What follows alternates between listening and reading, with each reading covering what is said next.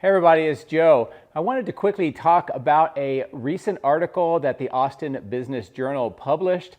And as you can see here, it seems pretty exciting about Giga Texas if you go by what the author said. Now, they looked at 10 permits, they say, and they also drew the conclusion that Giga Texas was going to grow 50% larger in the coming year. And all that sounds great, but not so fast. So let's talk a little bit about what is really going on and how this issue has been something that I've addressed multiple times over the last 3.5, 4 years. The first error that the author of the article made was when they went to the Texas Department of Licensing and Regulation site.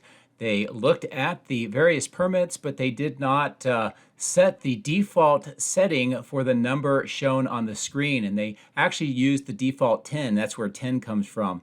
If you actually make that correction and show, let's say, 25, you'll find out that there are actually 18 of these particular permits on the site right now for Giga Texas.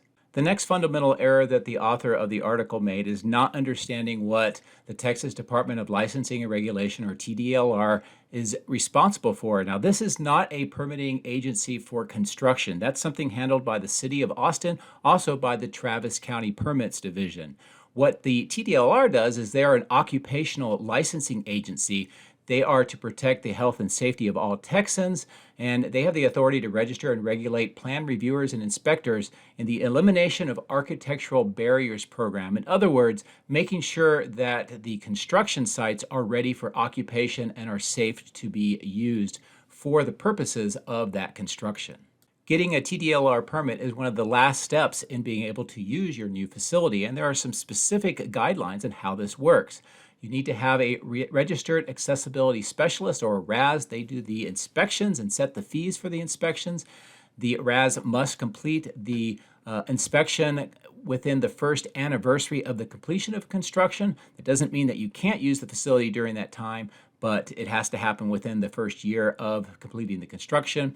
And the written request for the RAS has to happen within 30 days of the completion of the construction project. Now, as I've mentioned, I've covered this multiple times over the last 4 years or so of Giga Texas's construction. And the last time I did a deep dive was my 12 January 2023 video.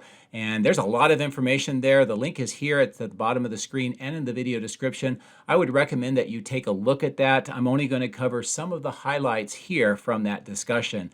But as you can tell, at that time, there was another big report. Wow, amazing. Giga Texas was expanding 5 new projects. And of course, that was not true. This was talking about TDLR permits. As you can also tell, I covered this also back in November of 2021 when the exact same issue came up for a publication in news media. Here's a few highlights of how the TDLR process works. As mentioned, they are responsible to protect the health and safety of Texans and to ensure their operational and working environments are safe. The Texas Architectural Barriers, or ADA, inspections are required once construction has been completed, and it must occur prior to the first anniversary of the recorded project completion date. TDLR covers all construction projects over $50,000, which is why when you look at the actual permit documents, it has the number 50,000 in it for the Giga Texas projects, because they all are over that number. It considers total habitable area inside a facility, not just the building footprint or area size. Here's a look at the TDLR permits, all 18 of them. I've numbered them. I've also put the name of which section, in this case body in white, castings, and cathode. And at the end, I'll show you a map where all of these are located. Number 4 is cell 1, and number 5 is cell 2. We know that the 4680 section has been expanding, and also the cell test lab. Number 7 is the die shop over by the cathode building. Number 8 is the drive unit, and number 9 is that new east parking garage.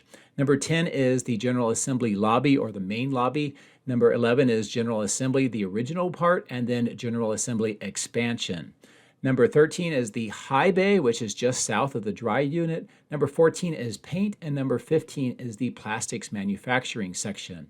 Number 16 is that large south expansion for Cortex. Number 17 is the original stamping 1, and number 18 is the stamping section.